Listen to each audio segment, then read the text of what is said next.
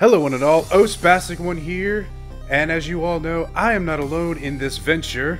Yo, what is going on, guys? It's your boy AA on 2 Spastic and I are bringing you the week 2 transactions this week. Now there wasn't nearly as much action this week as there was last week, but then again, coaches are still getting a feel for their teams. To start out with, we have the enigmatic Coach Z, coach of the Columbus Chew, opting to drop Relicanth in exchange for Firo.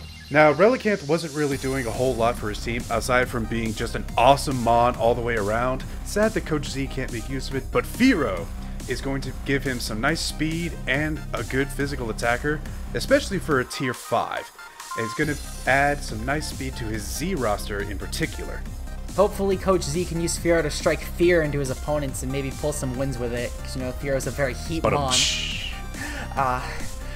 Get that heat. Yeah, it's a very cool bird though, especially for tier 5. I feel like it's very underrated in terms of what it can do. I'm hoping that Coach Z can really pull through with that, and as I said, strike fear into his opponents. You know, maybe bring some fire sets such as maybe agility or something on Firo. You know, try and get that speed up. I'm pretty sure it gets Tailwind as well, if I'm not mistaken. So you know, maybe some utility for his team. And speaking of, oh, what were you gonna say? Let's see a mirror move Firo one week. Let's go. Hopefully, you know, that'd be the tech. So speaking of physical mons though, Geo, coach of the San Francisco Giants, is actually going to be dropping his Chestnut this week in favor of a more specially and more overall diverse grass type being Shaman. Now, Geo doesn't really like the fact that Chestnut has a 4x weakness. He says it feels like he's hindering it defensively.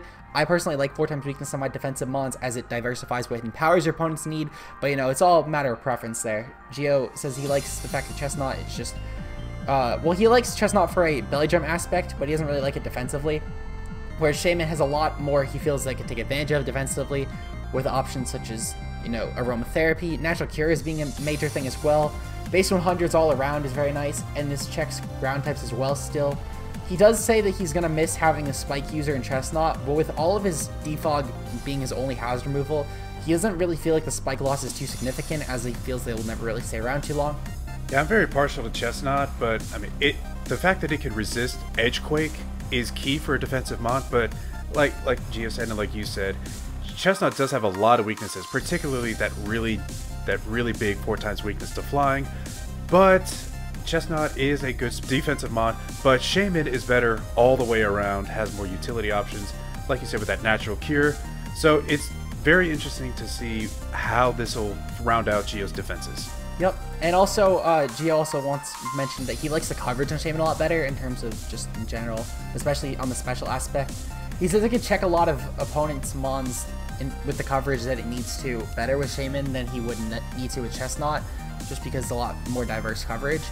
So hopefully Geo can take advantage of that, and can't wait to see what he does with it, because Shaman's, you know, really solid grass type, base 100s all around. Click Seed Flare, GG. Yeah, hopefully. So that is it for week 2, guys, but don't worry, this is only week 2. A lot of trades and transactions are still bound to happen, so be sure to stay tuned throughout the rest of the season. If you guys enjoyed, leave a like down below. Check us out next week for week 3 as we tackle some more trades and transactions, and we will see you guys next time.